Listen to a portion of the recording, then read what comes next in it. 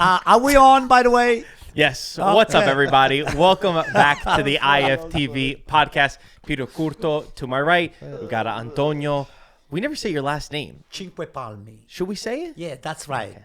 Antonio Cinque Palmi. Five palms. Where did the five come from? 5 pounds. Mike and Terrace, Marco Messina. How you guys feeling? How are we feeling today? I'm missing Gaetano still. Oh, you know why he's missing Gaetano? I He's gotta been tell you missing. something before we start this whole thing. Well, we started. Since Padre Pioli has been sacked, Gaetano is running for cover. Because, Unbelievable. Running for COVID. Yeah, because We're gonna roll the clip. He put him on the top of the list. Said Fiorentina, and because of Pioli. But if you he's gonna flip the table on, he's though, going to he's challenge first. for the Champions League. You know, all of a sudden, unfortunately, So that's because why he's a nomad right joke now. on the side, I still like Fiorentina because we have connection, and We'll get to Fiorentina. We'll get to Fiorentina, All right. and once my father comes back, then we'll make sure we bring up the clip of him saying that we were too harsh. We should show him the clip. We should as show well. him the clip, right? Not We'll make ju- believe. not just Yeah, you know show what? him You're the right. clip. I'm gonna cut it and I'll put it on the iPad. There you go. Peter, you're looking Now good we're talking. today. I'm going to walk out. I try. You look very good. I thought Gaetano was gonna be here. You know. What? You dressed for him? Sure, the suit always in the right You way. got to be Classy. designers, buddy. Anto, have you ever dressed like this in your life? you know what? To be honest with you, Peter is dressing like that because his wife Annalisa, before he leaves the house, Why we she say takes names? care. She takes care of him. And she says, "Okay, you look well. You don't look sharp enough." And then she puts him on the position to look good. Okay. Okay, fair enough. So- So we're gonna do something different today. We're gonna take. I tweeted out for people to send in some topics and questions that they want us to hear. We've done this before, but a lot of people kept sending in a couple of requests. So I said I'll put it there. I'll choose the best ones, and then we'll run through the topics like that. Of course, we're gonna talk about the Serie A. It seems like every single week we have somebody new that's leading the table. Antonio Conte, is he gonna be staying at Napoli? We've got some questions about the striker position for Milan, for Roma. There should be some really good ones. The first one that I'll start with, though, is about the Italian national team. And this comes in from Dominic Reda. And he said, what is going on with Chiesa turning down the Italian national team? And this comes because Gattuso was asked once again from the call-up list, whose decision was it? And Gattuso sounds irritated, and he says, for the 5th time, I have to repeat it to you guys, he called him up, but Chiesa decided not to accept the call-up. In the past, it was said that he was not feeling physically at his best. He kept training with Liverpool. What do you guys think? I said a few weeks ago, it's going to be interesting to see if Chiesa, what's Chiesa's take, if he takes his club more seriously or his country more seriously. And it was like a toss-up between, I think, all of us. But now it feels like Gattuso's trying his best. And, you don't force anyone to go. It should be an honor to play for your national team, right? And it feels like, to me, Chiesa's putting that Zuri second, which I don't know, is very strange for me, especially Over a club World that doesn't Cup. value him. Like I'm just trying to put the pieces together, try to see in his shoes. Maybe in the beginning we could give him the benefit of the doubt, but it's been a long time. Like, you can't really defend him, and I'm a huge fan of Chiesa. You are? Okay, let me just say You something are. to you, Mike. Okay, first of all, Gattuso has been very nice not to really overblowing the issues, because this is sure to be a disgrace for himself, not for Gattuso, for Chiesa, and for the entire country. I found that to be very offensive. You not playing in Liverpool, you sitting on the bench, okay? You've been given a 5 minutes here and 10 minutes there. Scrap it. What we call it? We call it garbage time. In other words, the game is over. Hey, bring him in.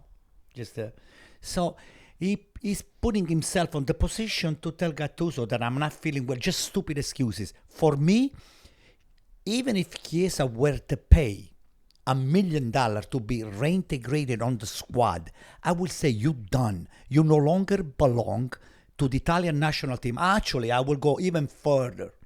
I will not even let him in Italy. Period. Okay, well, Peter, what do you make of this situation? Ah, it's very weird. It's very weird to see Chiesa over and over again refuse the call-up. He's fit. I think it's BS that he's not fit, because if you're playing even 10, 15 minutes, in a Premier League, or even at some times he's been able to play from the beginning, you're ready to go. So it makes zero sense why he's not accepting the call-up unless he has something against Gattuso or something against someone within the Italian Federation or the players maybe, because this is just unreal and unheard of between all of us here, because it's not like this guy's doing who knows what with Liverpool. Everyone's away during international break on that team. You know, if anything, it gives you a more advantage where, let's say you're able to do well with Italy. Now the Liverpool coach has to look at that and say, okay, this kid, you know, is turning it on, and he's a leader within his national team. So really doesn't make any sense. And there's no pressure. There's no pressure right now. Also, it's not for friendly matches. We're talking about World Cup qualifiers that your country is trying to get to the World Cup, and he's saying no to this. I'm a huge fan of Federico Chiesa. So I've tried to give him the benefit of the doubt. And I think we always try to give everybody the benefit of the doubt here, because we want to hear both sides. The first time, okay, he was trying to get back into the squad. I could get it. But now it's becoming this reoccurring theme with a coach at Liverpool that doesn't value him, because he doesn't value him. Every time he's come on, he's done fantastic for Liverpool. The fans absolutely love him. They sing his name. He scores goals in the time. Yeah, guess what? He's always on the bench. The coach always puts him back on the bench. And now your national team's trying to call you up. We're in a desperate time. We're lacking creativity. We're lacking speed. We're lacking any ability up top.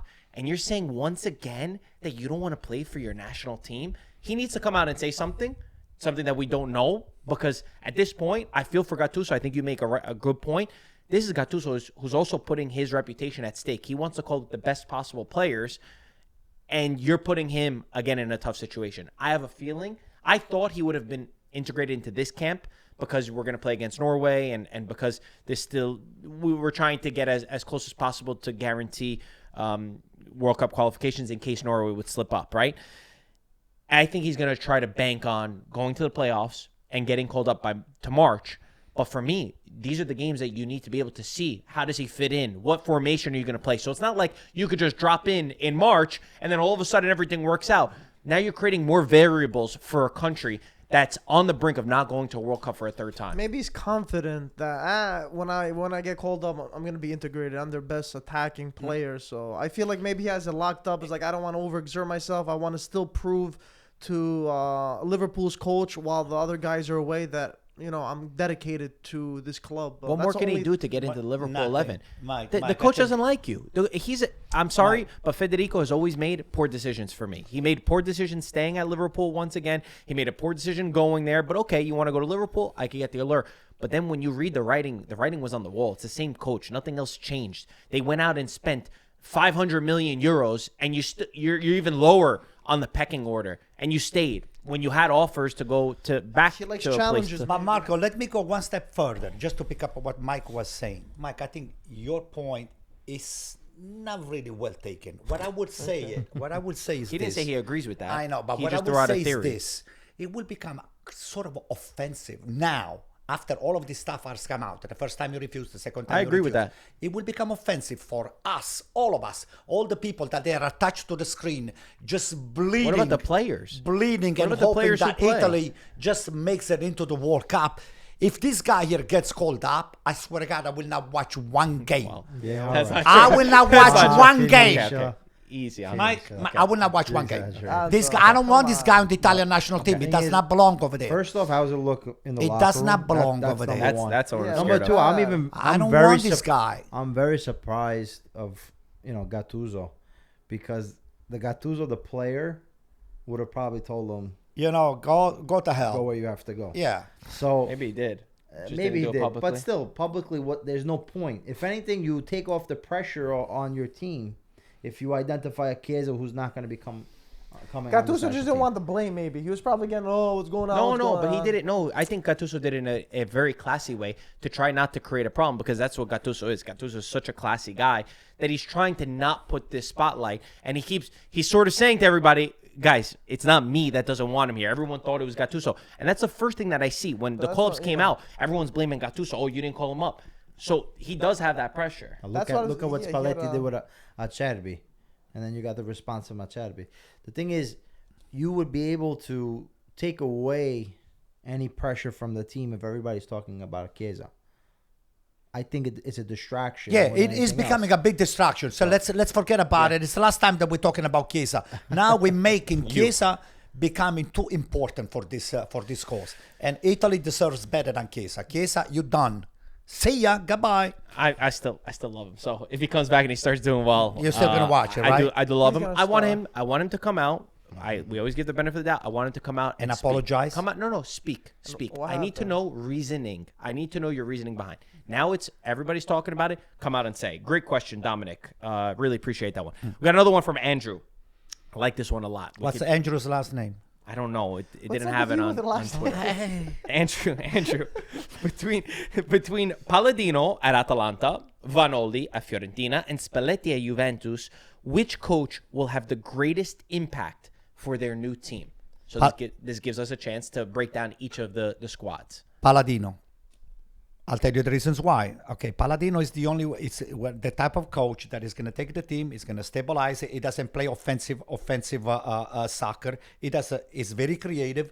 He just studies the team. He sets the teams up, and then he's attacking when it's time to attack, and maybe does the counter and all the stuff. Spalletti comes with a baggage. Let's keep Palladino. Let's keep first. Palladino. Okay, so Palladino again is the perfect fit for Atalanta right now because Juric, which was supposed to be the perfect the double of Gasperini, given the fact that he was one of his Players, Disciple. right, disciple.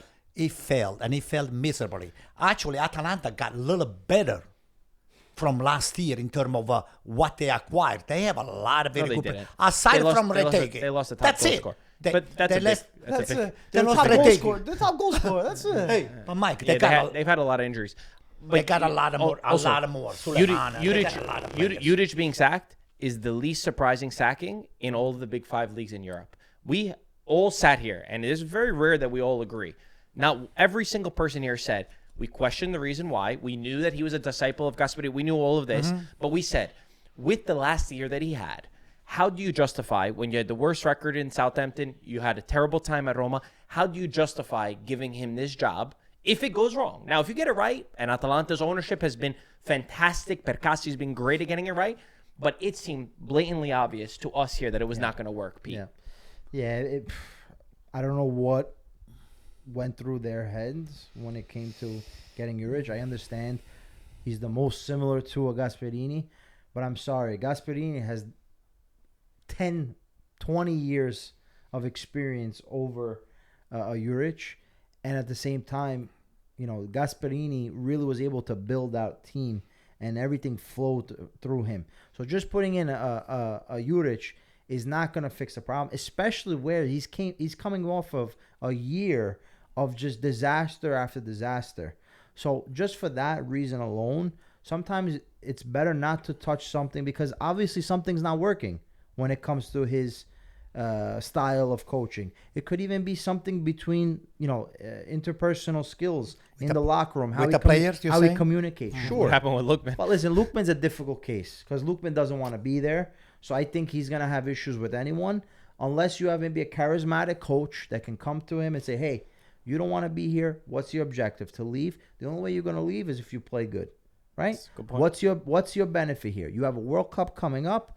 You need me. I need you. Let's work this guy's together. An agent right Let's here. work together. That's why this guy's Is good. Lookman going to go to the African Cup? I mean, we don't know, but Yes, he probably. is. Yes, he is. We would Right? assume so. I would So say does everyone agree? Palladino Atalanta. I'll You tell you agree? why. You agree? Marco, let me just say the last thing. You the last just thing. answered. You just answered. Do you agree, or you have a different answer? What is your definition of benefit? Like, is it getting into Champions League for Impact. Juventus? Which will have the greatest impact on their new team? I have a different answer. I mean, I have a different answer. But let me finish mine and then you go with yours. Okay? The reasons why Palladino is the perfect fit is because he's not going to try to copy Gasperini. Palladino is going to take the player, he's going to evaluate what he has on his hands, and he's going to make them play his style. Yeah. It's not exactly what Gasperini used to do. And then for me, it's wrong to bring a new coach and try to replicate what the previous coach that you got rid of it was doing before. It's totally wrong. It never works. Bring the new coach and let him work with the system. Let him do whatever he wants with the team. I'm a huge fan of Palladino. I've said it in the past. I wanted him to go to many different clubs.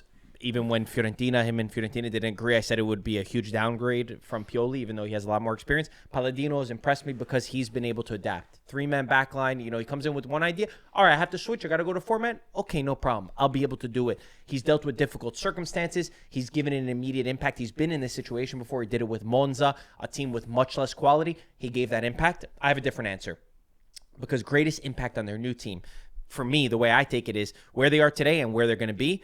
I'm going to go with Vanoli and Fiorentina because Fiorentina sits last place in Serie A, and they're not a last place team. I think Vanoli could have a Ranieri effect on Roma. When Ranieri took over Roma, they were 4 points above relegation, and then they nearly made the top 4. They nearly did a miracle.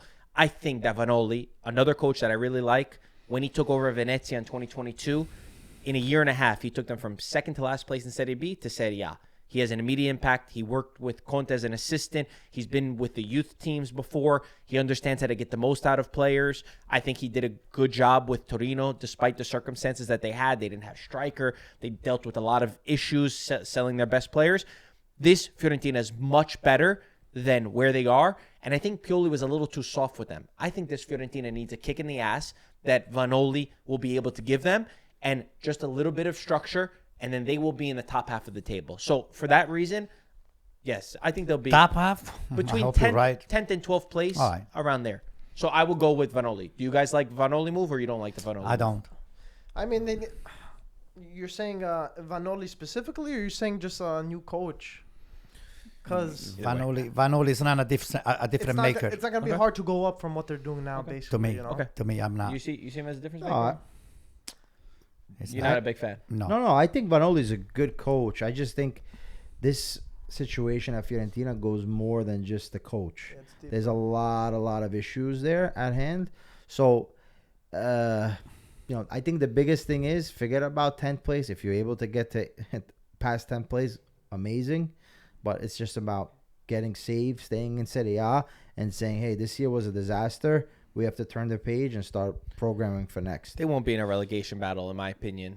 Come March, February, March, I think that they'll be stable. It's not going to be a European position, but I think that they'll be stable. And I think Fiorentina fans at this point, they're chanting Serie B in the stands. I hope you're right. Because it's a shame. It's a shame to see Fiorentina going down. I think they could get, they'll definitely be stable. They're not? Okay. But the same way, like some string, you string of bad results, it's going to create issue. This team is fragile. That's the issue. They haven't won. Even versus Genoa was also second to last place. You weren't able to win. So there's a lot of fragmented pieces in this locker room and on this field.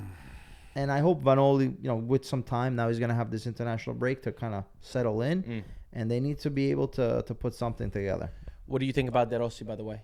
I know you follow De Rossi a lot. I'm more scared for De Rossi at Genoa because of the Genoa team. Like, if you look at the Genoa team, they're the only team out of the top 5 leagues in the big 5 leagues that didn't spend any money in the summer. They made $50 million. They sold the back line, the spine of the team with Badel, with Pinamonti, Bani. So too many changes in the offseason. So I don't know if De Rossi could have an impact with them. I think with De Rossi, it was more so him wanting to get back into, coaching in Serie A. He missed it. I think from what other people have told me, he is going to be a top coach. I think his time at Roma, that first year was an amazing run. The second year, they didn't really give him the chance, and we saw what Juric came in and did. So I think if he had a little more time, I think he would have been able to steer that ship in the right direction. But I still look at this situation with Genoa the same way when he got to Spal, where just the level of players weren't as good as the rest of the league. And again, you get caught in this, down spiral, and it's hard to get back up. Winning is a mentality thing. That's ultimately what it comes down to, because you need to have the grit. You need to have the willingness to sacrifice every last thing you have in order to stay up. So I think it's going to be interesting how De Rossi is able to use his past experiences in this one and it's going to be a tough ride. It's not going to be an easy one. Just to finish off on Andrew's question about Spalletti Juventus, I would put him in the third place for this because I feel like it's going to be hard for him to have the impact. We already see it's so few training sessions that he's had with the team, but even in the game against Torino, I mean, it's just so slow and sloppy. You could see the idea that they want to take a little bit more risk in terms of the passing forward, but it's going to take a lot to get this team going. And I was really disappointed in the match against Torino. I thought Torino played a really smart game, actually. I thought Baroni was great at what he did. This is a Torino side that, in my lifetime, I've seen Torino beat Juventus one time in 2015. Juventus dominate this game. At home, they won the last 3. And Baroni was smart. He sat on the counter. They had the best opportunities. They had the best of the chances. And Juventus, in the attacking laboring third, too much. The attacking third doesn't know what to do. They could be caught out almost in any moment. So I think Spalletti has a tough task at hand. That's not to say that it won't be successful long term, but kind of what you said with Fiorentina, I have more questions in other areas of the Juventus department than just Spalletti. I think to finish this subject over here, I don't know, Mike, if you want to add something else, this is what I see it. You know, the intensity, it's what's been missing in some of those teams that are struggling right now because the squad are there. Those Fiorentina's got top quality players. Everybody's amazed. Even what you said before, I said, Fiorentina's going to be on the top 12, 13, 10 teams in the Serie A. When you're starting to go down spiraling, like Peter said, and you are entering inside the field game after game, showing very little or nothing. They have 4 or 5 points, and 5 points is not a lot of points. You are the last. All the pressure is on you to do it. And when you play with that kind of a pressure, believe me, the job is already hard. It gets double or triple harder for those players because everybody is expecting and is demanding. The booing and the chanting of Serie B, it does not help the team.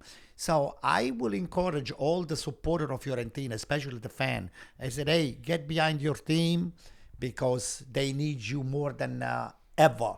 So encourage them because this is very important.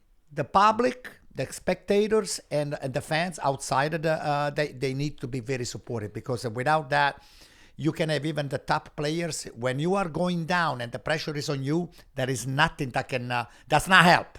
Put it this way. Speaking of supporting, we got a question direct to Antonio. This is from Eric Eisenhart. Maybe he knew that you like last names. He included his last name. He said, "What does Antonio think? How does Antonio think Allegri is doing so far?" I am surprised. He's doing very well. He's doing very well. You had to slip up against the smaller team. Just to give context, you lost to Cremonese. Right. Pisa, you were up. Then you go 2-2. And then this week, once again, against a Parma side who's extremely poor. Right. Another tie. Right. He's doing extremely well for the way he set up the team and for the level of intensity that I see. Peter's face. I see the team play. Let him laugh. Extremely well. He's doing very well. The deadbeat's 2 weeks away, but they were ready to go. Landucci, for me, that right now they are the perfect fit for the team. 1 second. The only thing that we have to learn is to bring that level of intensity when we play the bottom of the bottom feeders. The bottom feeders. You had the first half. 2-0. It was perfect for I that. was cursing myself when I was watching the game. You give away this goal. Bernabe is a fantastic goal. The kid's got a lot of quality. And then second half, you fell asleep. To come out of the second half to fall asleep like that is not an Allegri. Not just that, the Salas maker. What? Whoa. Oh, my God. When he tried to dribble the goalkeeper. Pulisic had a 1v1 as well. Listen, you had the chance to win. Okay, one more thing. To finish up my answer is we are within 2 points. 4 or 5 teams, we are within 2 points of to be on the top of the Serie A. And you play Inter next. Oh, I can't wait. Really? I'm drooling. Are you I'm nervous? salivating at the idea. Are you nervous? Inter looked really good. Look at me. Look good? Yeah. Inter looked really good. They look good for far, but they're far from good, okay? So we're not afraid of Inter. No? Yeah, because we don't have Pioli setting up the team. So we have Allegri and Landucci. Well, you had a really great run last year. Obviously, the most success you had was winning the Supercoppa. Right. That was against Inter, where Inter threw away the lead. How do you feel leading up? Because you put on such a professional performance against Lazio.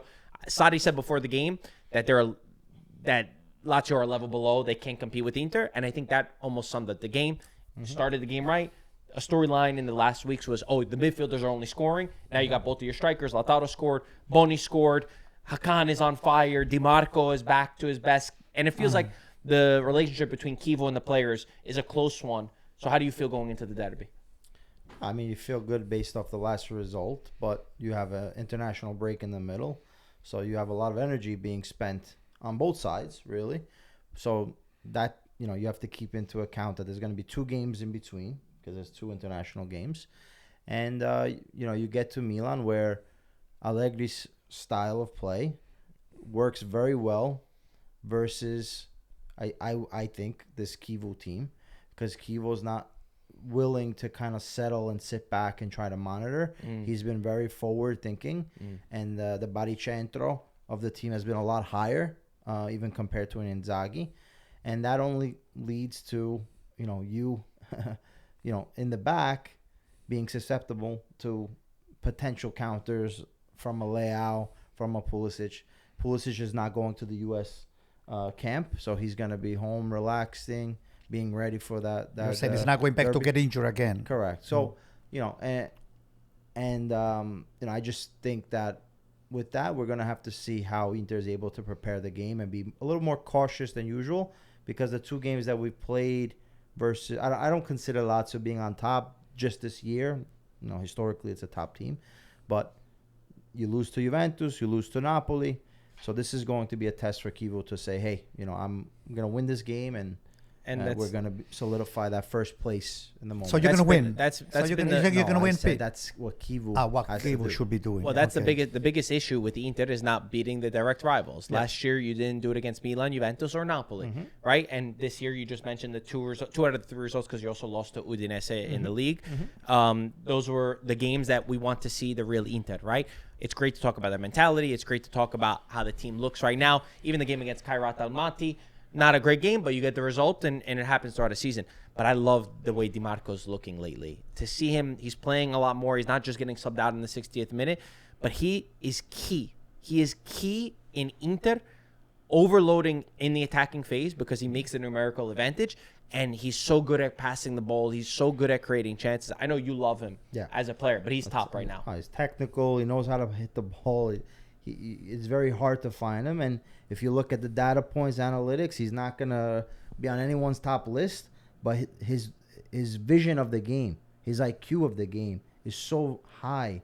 And in this formation, probably if he's in a 4-man back, he doesn't give you the same productivity going forward. But in the 3-5-2 as a wing back, he's probably one of the best in the world.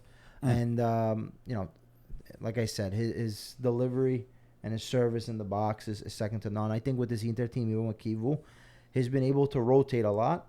I think, the 2 games that Inter struggled versus Verona, versus Kairat, he rotated a bunch of guys. We still haven't had Thuram healthy. And in years past, if Thuram was injured, that's it. Taremi, Arnautovic, Correa, we're going to shit the bed. That's the reality.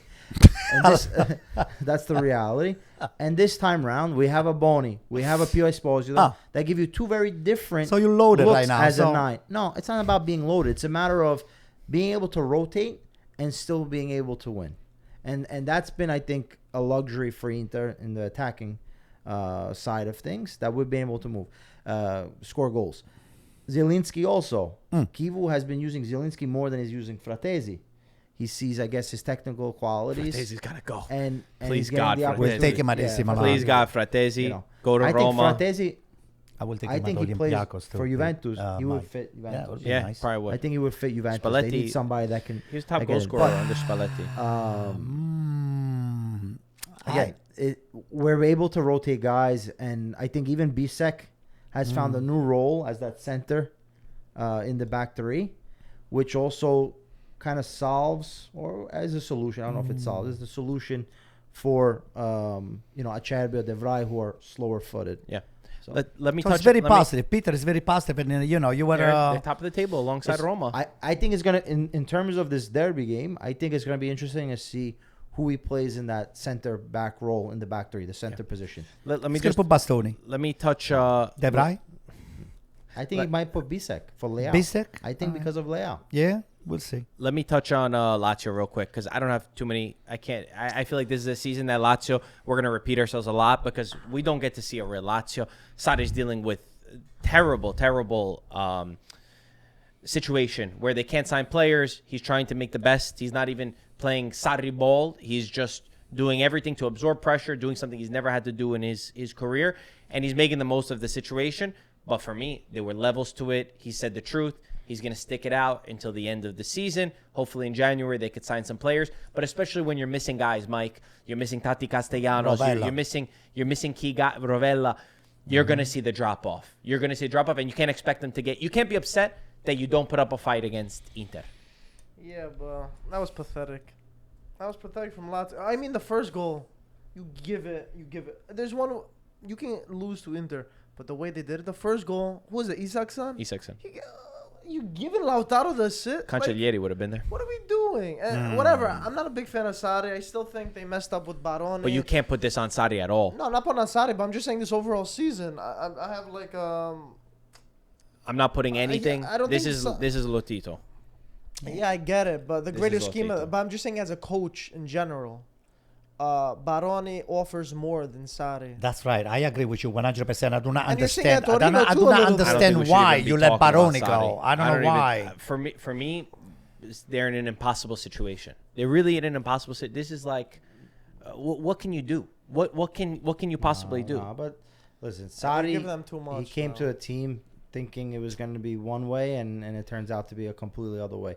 I think for even Lazio, for Lotito to go after a Sarri, knowing you're not going to be able to make any It's not smart. additions. Well, he didn't think he. It's not Nah, smart. but come on, Lotito think knew. he lied? Lotito lied. Yeah. Lotito knew what was going on, and the thing is, with this team, Sarri needs players that are going to play his style of play, and he's going to look. He needs those technical players. He needs these type of players that are gonna buy into a system. Whereas Baroni, you see with Torino, if he needs to lock up and counter, he's willing to do it. Sarri's going to live and die by his sword. And I just think it was foolish. It was kind of Lotito. nervous because I heard the interviews over there, but we're not going to stay there, right? We're going to stay on the topic, right? I have a question. Oh, you have a question? I'm that sorry. leads to that. Zip I mine had out. I had a feeling he was gonna Okay. jump the gun. So This is from Anthony Fee. Fee? Fee. F-I? F-E-E. Oh, Fe? Fair. Okay, Anthony Fair or Fair. Fee? FIFA full phone. I don't know. Fair. Anthony Fair. He says, with coaches like Maurizio Sarri, now admitting, the league would benefit from foreign referees. Will the league ever consider changing, or are we stuck with mediocre referees? And I'm going to pass this to Mike because it's a topic that we've all discussed. Hashtag Mike. It's a topic we've discussed on, on the Mike. podcast, years ago. Weeks ago. A couple weeks ago. We said it years we brought it ago. up. We've been Where discussing it for a while. where I totally agree with Maurizio Sarri, by the way. Mike, you brought it up that in the Greek league, for the top four Top teams. four teams. Explain. In the Greek Super League, the past, I think 2, maybe 3 years now, that whenever the top 4 teams play amongst each other, they always get a foreign referee, so no Greek referee. And it helped a lot of because there was always talking, this team won because of this, they favor this. But now with foreign referees, that hasn't been a topic of discussion whenever there was a big derby. So that was a lot of that variable got out of the way, which I think is positive. There hasn't been any talk about that since, and it's more about football. So Turkish Super League does it as well, right? I'm not 100%. I think they do the same. When we say referee, we're talking about referees on the field and even on the VAR room. I believe it's a whole team. It should be. Yeah, I believe it's a whole yeah. team. Yeah. Okay. You clearly agree. 100%. I'm in big favor. And you heard me saying this. I'm a big proponent. Explain why. I'll tell you the reasons why. Because every week, love when he says that. on Monday, you pick up the newspaper and you see the votes that they give to the referees, the grades. Okay? Abisso, he gets 5.5. The report card. The report cards. This other guy, Guida, he gets another 5.5. And then we have, what's his name? Doesn't matter. Di Bello, he had another 5 or 4, whatever.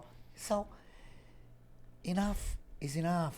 Mm-hmm. The level of incompetency, it's either, It is. I don't want to say something nasty. It's either they're stupid. What They are was the nasty one thing gonna second, be? incompetent, Or both. or I'm not gonna go all the way that far. I believe it's not the case. Corrupted. So let's do this. For me, it's all of the above. But having the head coach, the designator over there, Rizzoli, right, saying that everything, we try to do this and this and that, and we're trying to get an explanation.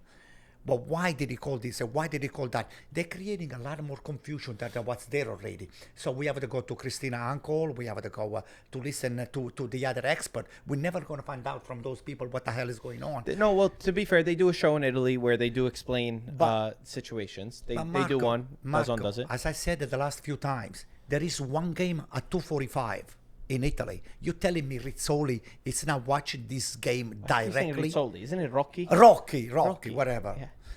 Oops, sorry. What the? Aren't you telling me? You're telling me you have to pick up the phone and be very active, proactive. Do not let this thing here. You mentioned this on the last podcast. Just do it. Peter, what do you think? Take do you like full this responsibility idea of having foreign referees? I've watched foreign games, and the referees are just as bad at times. So I don't see it being the solution because they're gonna ultimately make mistakes. It's about the protocol. That's what it's always been about. The transparency of the calls, the protocol of the VAR.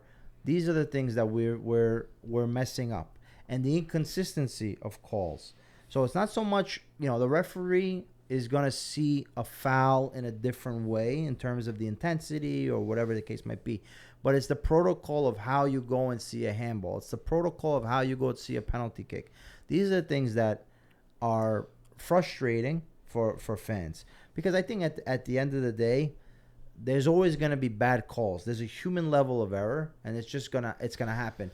But we have a tool now, which is VAR, that we should be able to use to be able to fix the problems that we have during the game.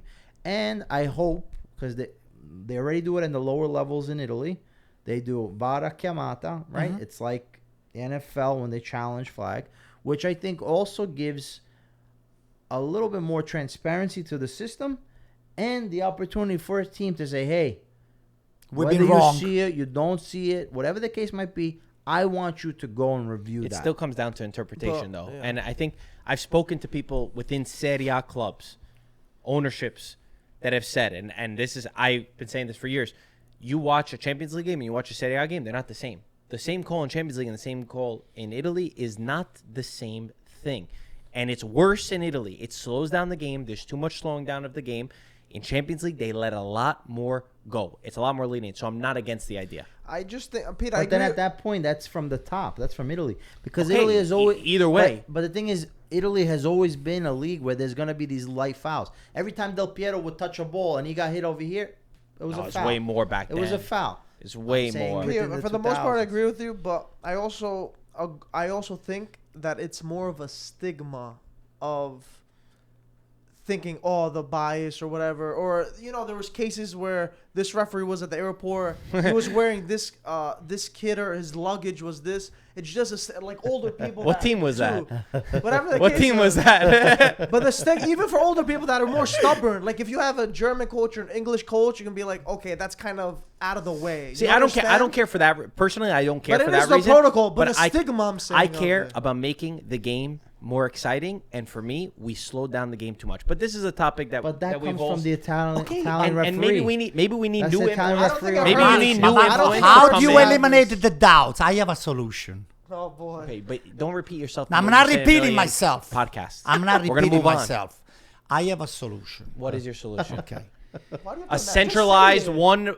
They call for every. No. Before even the championship starts, oh boy. You just call all the referees. You subpoena all the phones, and you see what's going on into galleries? Let's see who's cheering for phone. who. Yeah. Say, give me the phone. I said, you mind? Give me the password. Tastes like you. Don't put I wanted to know what is your affiliation, who's your favorite team, where you grew up, and all that stuff. So when it comes down to the point that Marco is going to, that's really dumb. When it comes down to the point that Mike is going to ref AC Milan against Inter Milan, and Mike is an AC Milan fan, and I said, "Hey, Mike, you know what? Yeah, We go don't through do their this." phone. Way Hold deeper. on This is over, hey, what are you gonna professionals. do? These are professionals. They don't care about the team that they have. It's not about that. What are you trying to it's say? The it's professional, they're not incompetence. corrupt. Bring They're the not. phone refs. They're not. Those are humans. I know, but it's Those not about are that. humans.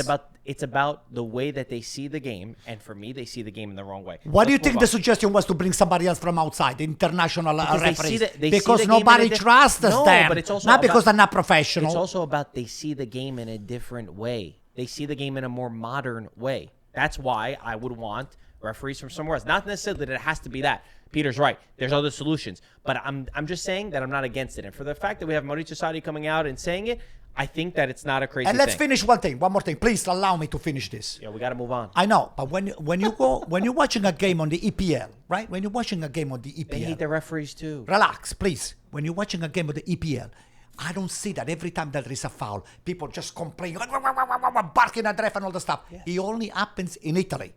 On the EPL, the referees is going to have to look at you, the vast majority, because I watch game, Mike. I watch them. I said, oh, mine are very, very, it's a lot more politeness into the, Are you kidding me? the way you're protesting. In Italy, they're barking like dogs without a leash. Hey, you need to be respectful of the referees. In Italy, the referees, they're running scared. They have no personality and do not assert themselves like, hey, I'm in charge of the game. You do as I said by just looking at the player because it gets out of hands. It really gets out of hands and it's not good. Next question. This comes from Michelangelo. Acknowledge it. He says, what does Conte need to do to end this bad run? So this is how we'll talk about. Leave mid-season as usual. Find an, tradition. find doesn't an leave excuse, a mid-season. back door or a curveball just to get open the door and He get doesn't leave out. mid-season. So three I games, like that, Mike. I like that. 3 games in a row, Napoli don't score a goal. They were dominated by Bologna. Absolutely disappointing. We could break out the game. Then after the match, this is what Michelangelo, and there's a few other comments, so I bunched them all together. We're alluding to his Conte's comments where he came out and said, this is not acceptable. We already have 5 losses. If the team is dead, I don't want to be coaching just a team that's dead. He questioned the players' motivation. Something that we have seen before, and I remember Peter brought this up last year, and Peter made a really great point about this when everyone was making a lot of their statements saying this is Conte's way to get a reaction or to see if he could get a reaction from the squad. So I think that could help answer Michelangelo's question as well. But the game is so disappointing. The fact that they look terrible. They could have played this game for another 90 minutes. They would not have scored a goal. Napoli would not have scored a goal. It's a problem that they've had for a long time. They don't create in the final third. They're waiting for somebody to bail them out. And now McTominay is not at his best, so he's not going to be the guy. They no longer have a Raspadori to come into a match and to score a goal because all the new players that they've brought in have not offered anything. Luka has been a bust. Hoyland can't hold up a ball. He's looked really poor. Lang, Neres, all of these guys, they're not impacting the game. And then the defense is conceding more goals than we've ever seen from an Antonio Conte team. Bologna put in a 17-year-old goalkeeper in the 4th minute. Skorupski got injured. Ravaglia was already injured. So this is a kid from their Primavera. He never played a Serie A match before. He came in. The kid looked terrified coming into the match. Napoli took 1 shot on target. And this should not even count as a shot on target wasn't a from shot. Elmas. That's not a shot on target. That is embarrassing. It is embarrassing that Napoli, you have this, you don't even test him. Are you I kidding would me? have been ripping shots, laying them off, ripping them right From outside the midfield, box. right? Oh, From midfield. absolutely. So- get him nervous. So to answer the question, it's hard to say exactly what it'll be. Maybe it is the reaction. You had a great answer the last time that we brought this topic up. What would your answer be, Pete? I think with Conte, it's also he's so intense, right? So his response right away after losing the 5th game, it's like, it's a switch in his head. Like he doesn't understand how, and he doesn't see why this team is not hungry like they were hungry last year. It could be a way to try to jolt this team for sure, but I think it's also him being frustrated with himself as well because last week his exact words were everybody is talking And bad we are in about first Napoli place. and we're in first place and where we're supposed to be. Then all of a sudden you lose a game and now it's the end of the world. Meanwhile, you're still only 2 points off of first place. So he's got to understand that he's got to ride this wave. He's got to understand the same way that he said what he said last week, which was, hey, I've had all these injuries, and we're able to stay there. And they're right there. I think this is a different season from what we're used to in recent years. There's going to be a lot of slip-ups. And I think, similar to last year where Inter slipped up and Napoli able to win it, I think this year it could be the other way around. It could be the other way around, but more importantly, I think it's going to be 3 or 4 teams that are going to be right there. And if they have the chance, they might be able to take a Scudetto on the last day or within the last few days. So for Conte, I think it's more so him realizing that, like, this is an opportunity where there's no clear leader. We should be able to kill. How's that different? How's that different than last year, though? Well, the difference between last year was that he was winning those games and he wasn't playing any Champions League, so it was very easy for him. His team was healthy. He had Lukaku, he had his guy, and the guy that he's brought in, Luka, to replace Lukaku, to be the second striker no matter what, has been terrible. You have this issue of McTominay and De Bruyne before De Bruyne got injured, that you don't know how to place them. Now you're playing, Champions League. You're keeping the same similar formation, playing every 3 days. It's going to take a toll on the team. You have to be able to rotate. You still have a Di Lorenzo. Politano's playing every single game. You need to be able to trust maybe a Neres. You got this guy Lang, right? You knew what you're getting. The kid, and even in PSV, was problematic at times, attitude issues. So I don't know what's his situation now as well, because he did come out and said something a few weeks ago. It seemed like they cleared it up. Yeah, he took so long to even make the subs. Yeah, so like a lot of things is him being stubborn. And this is a very good Bologna team. Nothing to take away from Bologna. They've played great against every team. They've really, Italiano has always had them ready to go when it came to playing the top teams. Okay, go ahead. No, stick on Napoli. Now, of course. Yeah. Okay, the only thing that... And then we'll go to Bologna. Like, And then we'll go to Bologna. The only thing that is happening to Conte, that the other teams that are in striking distance to Napoli or very close or even on top of Napoli, they caught up with them. They caught up with this style of playing. You guys were drooling at the mouth. You were foaming from the mouth at the beginning of the Campionato. So Napoli is definitely going to be a repeat because, look how better they got. They got Oilen, they got this, they got that. They got so many other players, Neres, and you were just, you especially, on and on and on and on. Bottom line is this. The intensity and the drive that you have when you step on the grass, it's not there the way it used to be last year. And then now Conte is playing with a chip on the shoulder. Okay? Everybody they have a target on their back. Okay? AC Milan has got a target on Conte. Inter Milan has got a target on Conte because Conte, what he did with Lazio, he benefited from the Lazio win against, the tie that, we put Inter out of contention for, they lost at the Campionato, technically. Yeah. So there's a lot of stuff going on. Conte is not getting even the lucky breaks I was getting last year. So now, even the small team, they're giving Conte a hard time. So what I saw, you said not talk about Bologna, right? No, Just we'll stop. get to Bologna. It's Conte feeling the pressure and starting to find the way to take the blame away from himself and the team and go somewhere else. Hold on. He did say, the first thing that he said is, I am responsible for the situation. So don't say that he put the blame on someone else. He put his hand up and he said, I am responsible. Maybe I'm not good enough to get the most out of the team. So he did say that. Let's just be clear. Yeah, but it's not a full responsibility. He said, maybe I'm not good enough. Maybe to doesn't lead mean this anything. team. Or it's almost my fault. I think he's not taking full responsibility. I think it's his way of saying, team. It's the team, and then also questioning himself as well. Because I'm really serious, because I think he's frustrated with the way that the team has been able to show up on the field. He's always historically been able to get the most out of his players, and a lot of the new guys that have come in have not bought in. Maybe, into his style. Do you think he's serious about quitting? I mean, or do you think this is that way to jolt the team? You're saying? to give a shot. I personally think it's that. De Laurentiis came out and said that they've cleared it because there were some reports that he was going to meet with ownership and because and he even see. said I'm going to speak with the team to discuss the path forward. These paths. Mike, any different take than what we said? No, not really. I just feel like it's an ongoing thing with Conte all the time. He's always like a prima donna in some That's case. right. When things don't go his way, there's always something. There's always like a soap opera. So I'm not buying into it. I think that he needs to. If he's serious, if this is a show to get the most out of your team, I understand. But if it was a serious thing, I think you need to relax because you're right there. Yeah. You've won the big game. You beat Inter just a few weeks ago. Mm-hmm. Nobody expects you to go very far in Champions League. You don't sign Antonio Conte to go far in the Champions League. You want to go past to the next round, which they'll be fine to go past into the next round.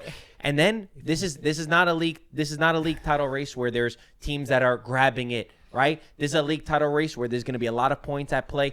It's going to be, I think, similar to last year where Inter could go far and you find yourself in a situation where you could win again back-to-back. Something that, by the way, nobody's been able to win back-to-back in Italy in 5 years. Nobody has gone back-to-back. Every single year, we have a different winner because it's very difficult to do it. You mentioned a great point, too. There's a target on their backs as well. That's another way.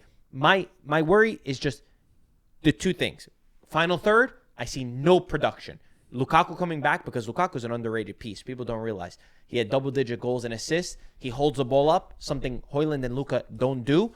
And it's in defense.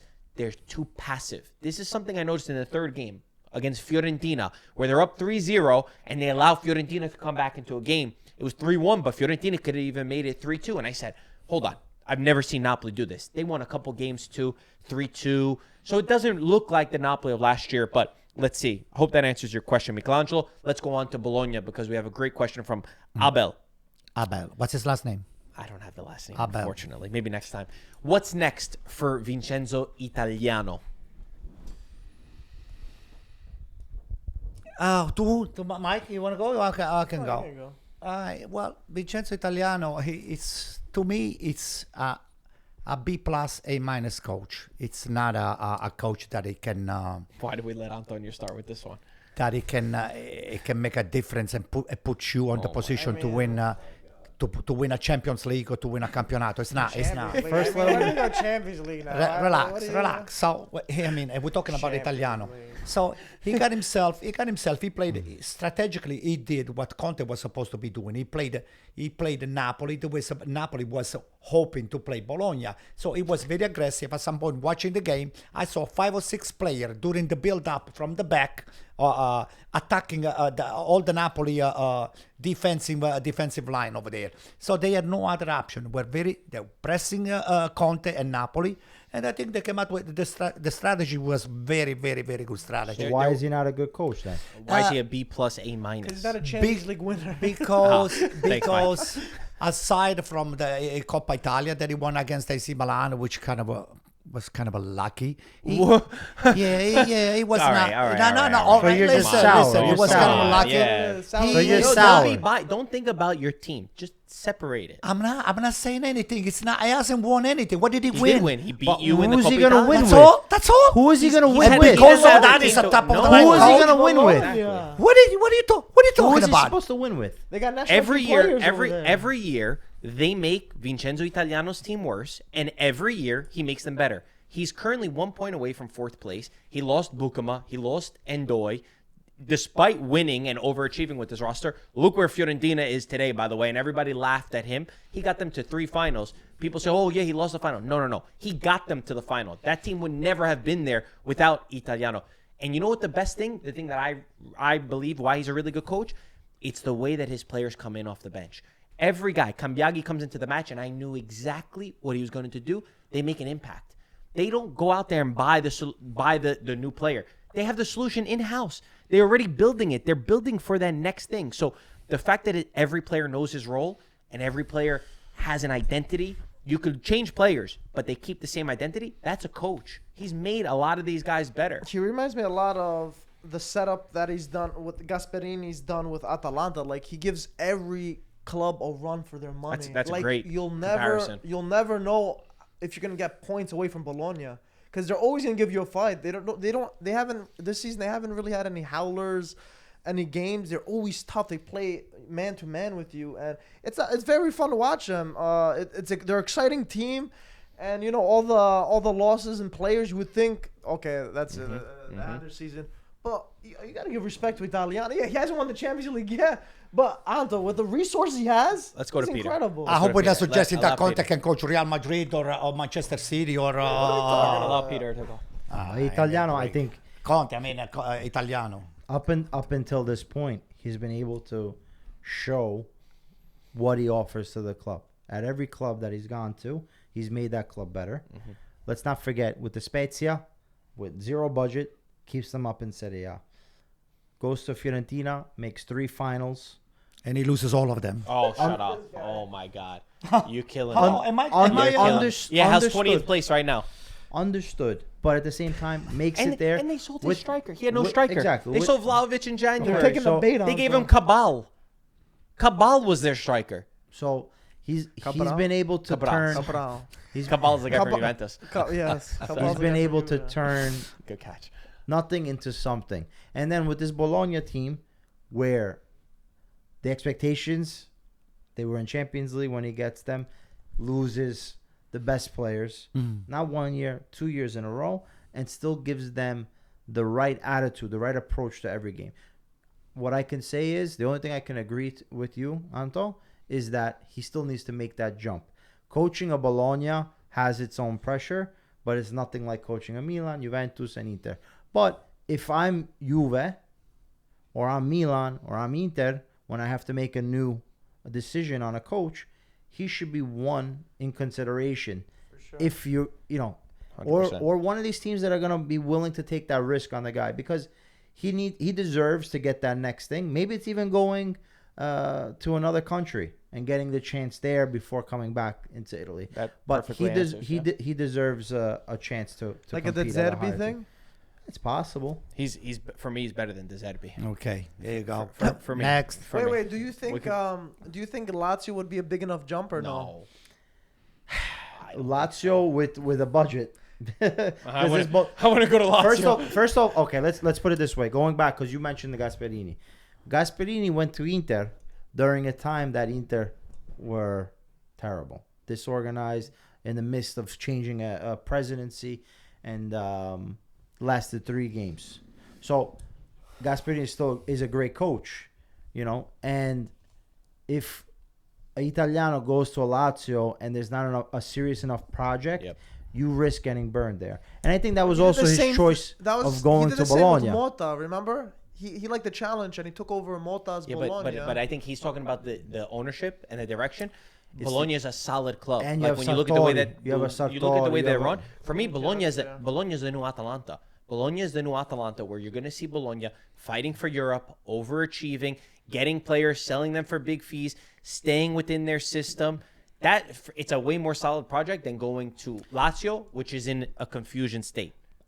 I know we use Atalanta as the model, but Atalanta did not sell their players. So Bologna still have to get to that point when it comes to... What do you mean? He sold plenty of players, Atalanta. After a while, but when they made Champions League the first few years, they kept Zapata, they kept true. Muriel. They would sell one guy. They would sell one. They would sell one guy. Okay, so you know, the thing is with Bologna, the idea is, hey, we're not going to break the bank. We're going to be able to develop. We'll be in that Europa League, maybe push for Champions League, and that's exactly where they should be. So let's we keep mentioning Gasperini. We haven't talked about Roma yet. There's so many questions about Roma.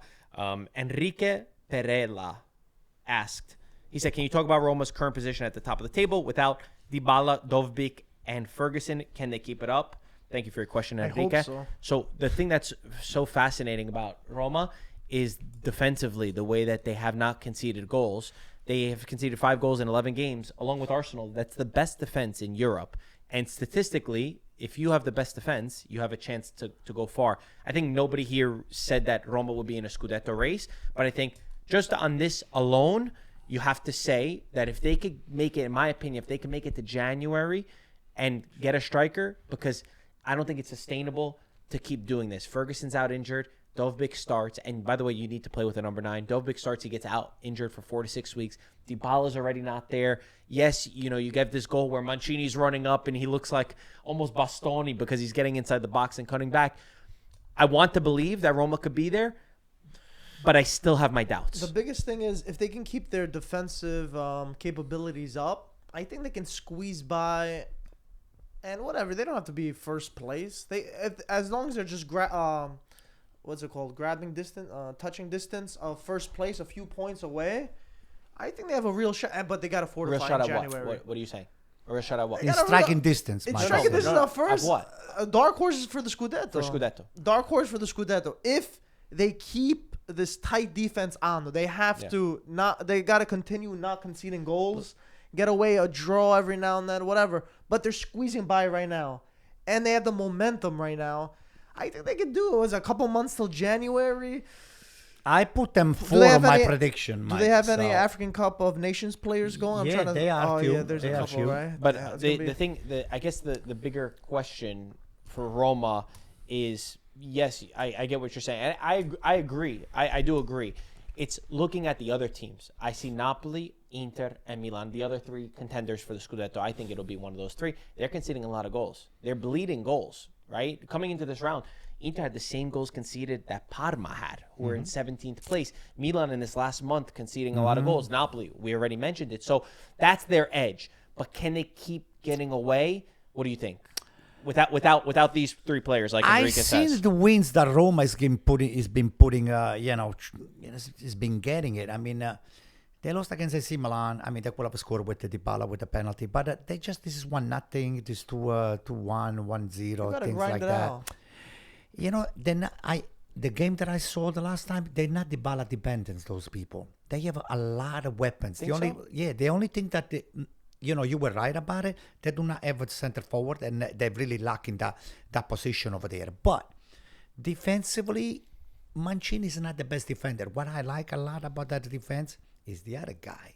Hermoso? Yeah, no. Ndika. That's right. Ndika is really good. That guy is a giant. He's good. He puts the goalkeeper in the position to be very assured. The guy is on the money all the time.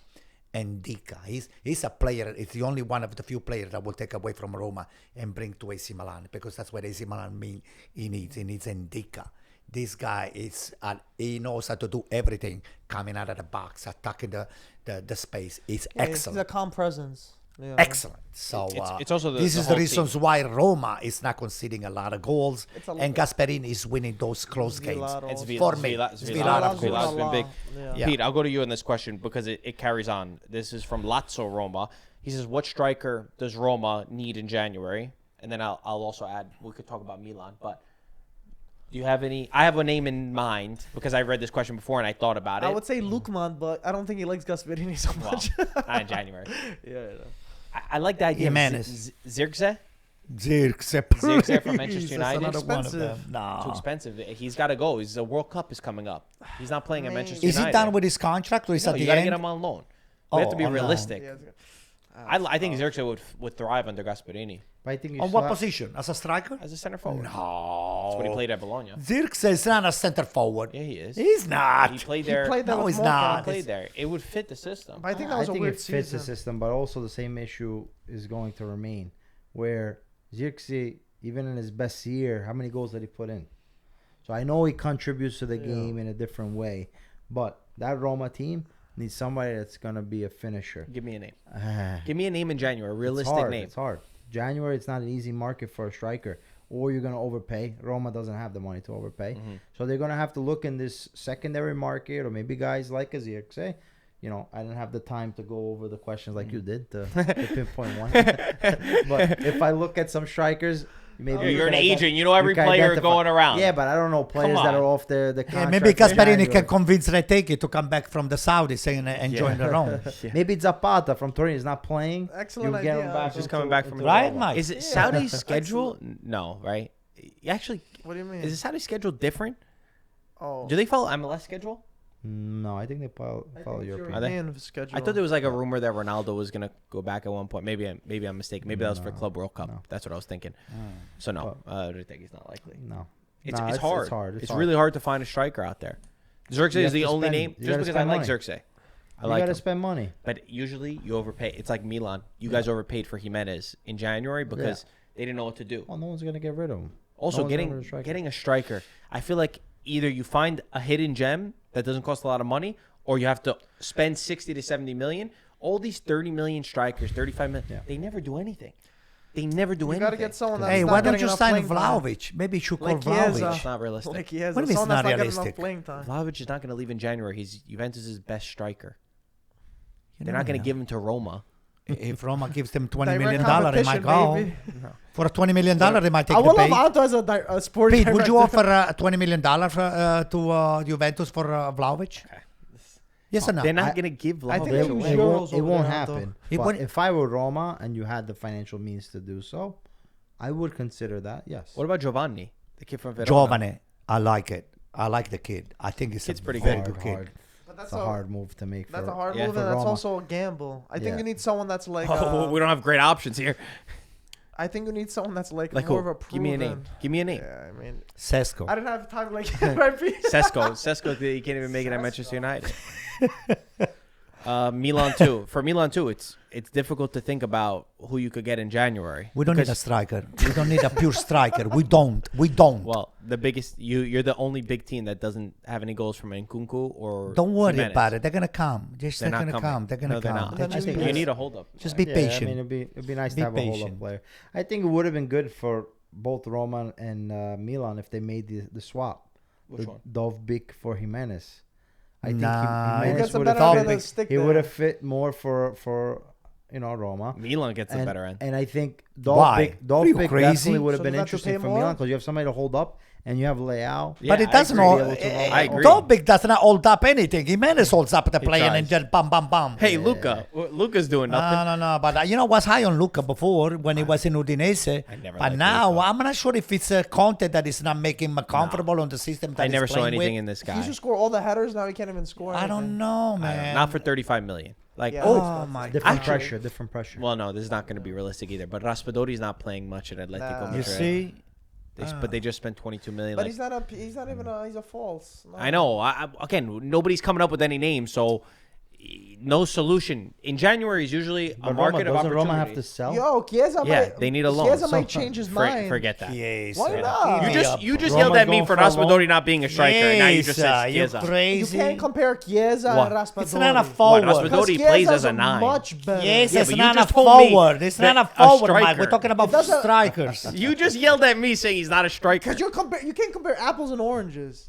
You can make Chiesa play whatever position in attacking front. Chiesa Sure. is never leaving Liverpool. Sure, what? You never know. Maybe he wakes up one day. He's like, "Oh my God, the World Cup! I got thought it. it was next." Yeah, okay. We got a question for Peter. Who does one play under Gasperini? Paul McKenzie.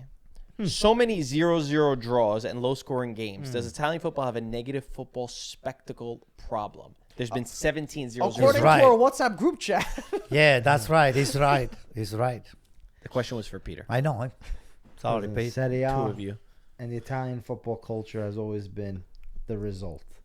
So, we're not made to have this. Here comes the politics. Yeah, this is great. Yes, and move on. Hello, bring get the rabbits out of We're your not- we're not- Pick the answer from the Right. hat. No, because Look at it, that's look the at it, look at it, reality. look at Even it. he's laughing. This- He knows he's laughing. look, look. Spectacle, if you want to see 4-3, that's not soccer. That's not soccer. That's mistakes. There's a lot of mistakes in a game that ends at 4-3. We have great goalkeepers. So the What do you want? the reality is 0 shots on target. there's two parts to it. One, we don't have money for the strikers. There you and go. That's why There's a good we're not reason. being able to There we go. figure Now out we're how to talking. make things happen. Two, you have a lot of teams that are on eggshells, so they don't want to expose themselves. But that's every league. And that's more so in Italy because Come on. And they Well, go for the listen, Biscotto, you say? They're just, Juric went to Right, Southampton the Biscotto. and Let's they, take the they tie kept and him let's for the go, whole, right? Yo, the he whole tanked year. them, Okay, man. the whole year. Oh, In brother. Italy, And he after got the job for. after 3 or 4 games, Upgrade. if things don't work out, you Goodbye, sent home. see ya. That's also an issue with why we don't have the younger Bye, players Charlie. coming into play because there's this necessity to win or to get points. So that's where we are. I would also say Serie A is for the sophisticated soccer fan. This Okay, guy. so if you need goals to enjoy games, then you're Go to just friends. like everybody Go else. to friends. You need Go to to understand the pickleball. tactics. You have to understand the watch beauty of a basketball. 0-0 That's game. right. That's Okay, right. because if you watch the Torino Juventus game, it was a very entertaining game, Wow. even at 0-0. Wow. For me, it was Juventus is entertaining. That a little less so. It was that entertaining one. for That me. one. You gotta write I this was in the- with you. You gotta write this in the group chat. They're non-Serie A fans. One- See what Well, they we say. know those guys, but they, A bunch of wise guys. I know nobody knows them though.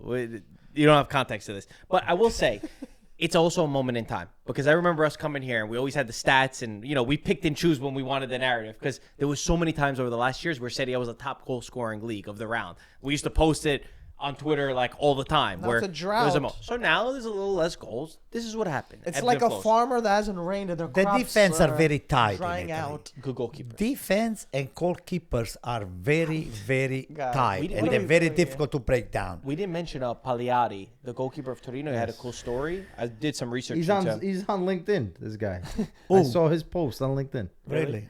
You're on LinkedIn? That's Anton? LinkedIn now. LinkedIn is how you get LinkedIn. jobs. LinkedIn Who was Park? the one, the World Cup winner that put I don't that want in to a- work, Mike. Zaccardo. Zaccardo? Yeah. Open to work. Actually, I got in contact with him through. He's we had him looking for on. a job? We had him on because he did the There deal we with go. Kvaratskhelia. There we Anyway, go. damn, what was I gonna say? Oh, Paleari. Paleari. He made 4 Serie A appearances before this season. He was the backup goalkeeper because Torino signed the goalkeeper who was terrible. I remember watching him in the preseason. I said, "This guy's he's awful." He got injured. He has to play Paleari, who's 33 years old. Only played 4 appearances, like I said, in Serie A. He had didn't concede in 5 games now. He's had 5 starts.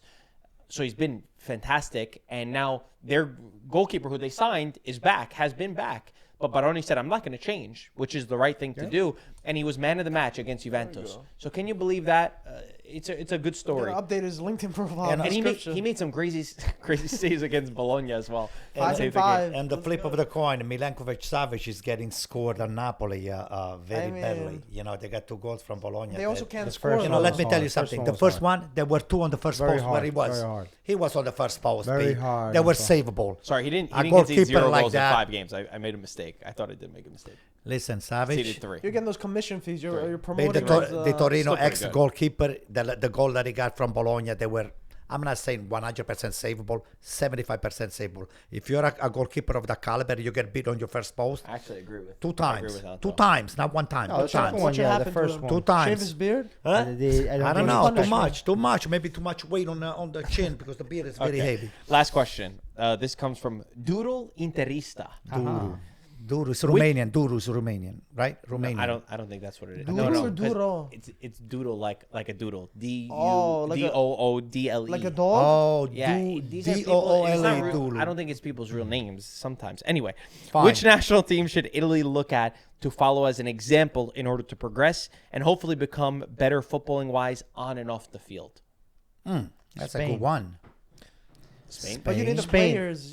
That's Oh, we- tougher to do, No, right? So the thing is with Spain, what they've relied on, In Europe, Is- I said the question in Europe No, or just all over? general. Footballing In nation. In general, okay. I think Spain, because what they've been able to do shows and is similar to what Italy is able to do.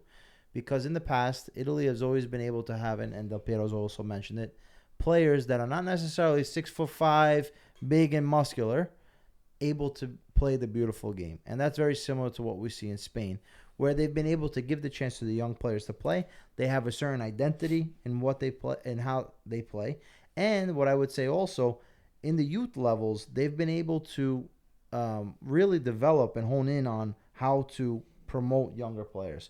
So I think up until U15, they still play in a smaller size pitch. Oh, wow. Because they want you to get more touches and play in tight spaces. Interesting. So this is something It's really that interesting. Italy should be able to look at and say, how can we reinvent ourselves? Yes, the kids don't play in the street anymore.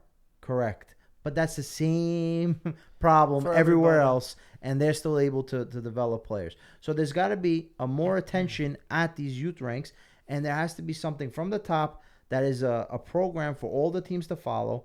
And I believe also, as I mentioned in the past, Baggio, Del Piero did not come from Inter, Milan, Juve. They came from Vicenza. They came from Padova. The smaller teams need to invest in the youth.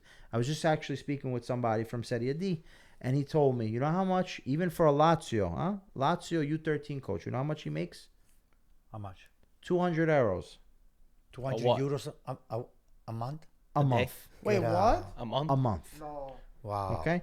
Wow. So if you are spending so little in your Not even coaches, passport. What do you expect? what can you expect in terms of developing That's talent? horrible. And that's part of the issue here, Yeah. where there's no serious investment within the youth ranks to say, hey, let's give these guys an opportunity to develop players. You want the best coaches or some of the better coaches to be able to coach at the youth level. That To and piggyback- the style. I just want to say real quick, and I feel like there's a lot more, not a lot more talent. There's a lot of talent in the South also, and they can only get a breakthrough if they go to the North because of the resources, the facilities, and overall, it's still not very good compared to other countries, like you mentioned.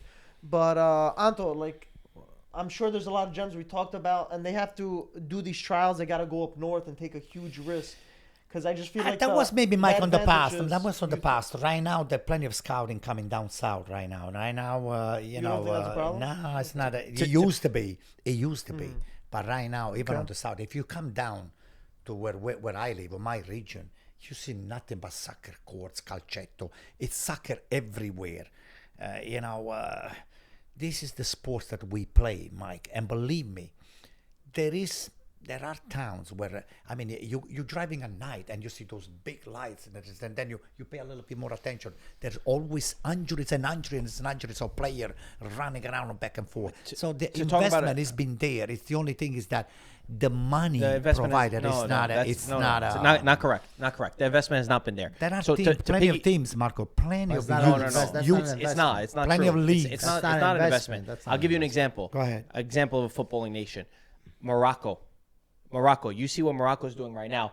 I've spoken to my friends who know the dynamics of them, and they just won at the youth level as well. And you see what Morocco did in the last World Cup. Do you know what Morocco did 10 years ago? They invested. They put 60 to 70 million into 70? Yes, into their youth facilities to make sure that they had the best training facilities possible, to make sure that all the investment was, we're not going to think about how do we improve at the next World Cup. We're thinking generations ahead, and now they're starting to reap the benefits. You see the facilities that they have now, some of the top facilities in the world They beat Argentina. to have training. It's crazy. When did they beat Argentina? U20s. The the U20s. The U20s, yeah. Yeah, that was huge. But you're starting to see the talent at a high level because they invested. To Peter's point, there needs to be investment in the future. There needs to be investment in this youth level that we're not going to see in 2, 3, 4, 5 years. We have to look at the next generation. Give that. If maybe it's the government, maybe it's I don't know where, the federation. Find the money to put into that, and you don't have to reinvent the wheel. We can look at other nations. We don't have to say, oh, we were at the top years ago. We have to look at who's doing it the right way right now and follow that same model. So Morocco is one to answer his question. I would even look at what they've done because we have to be humble. We have to be more humble. I feel like Italy, we think that we could do it our way, but we can't. But to break another to put another point right there on the table, if you see Serie B, Serie C, and Serie D in Italy, there's a lot of players, a lot of very good players. The thing is that we're not giving them the opportunity to come up and to be used on the big teams because we need already the established player. We need somebody that is going to sound like Zirkzee because he's got a K or something on his last name or Y, whatever. We have a lot of talents in Italy, a lot. The thing is that the politics that we have and the fact that we're not using the kid for to put the kids on the big stage, that's a major problem. Do you guys have any other Yeah. nations? Yeah, I just want to say, Anto, We I have it. agree with that part. I think I wouldn't say completely follow, but I do like France's policy where the stigma is to play your youth more, and I feel like Italy's probably the worst in doing that. They're scared, and it's also the stigma of Italian football in general. It's very cutthroat. They don't give chances if you lose a couple of games. So I don't necessarily blame the coach 100%. I blame the whole sort of system because instead of bringing a 17-year-old player, they're going to get someone that's more experienced or whatever.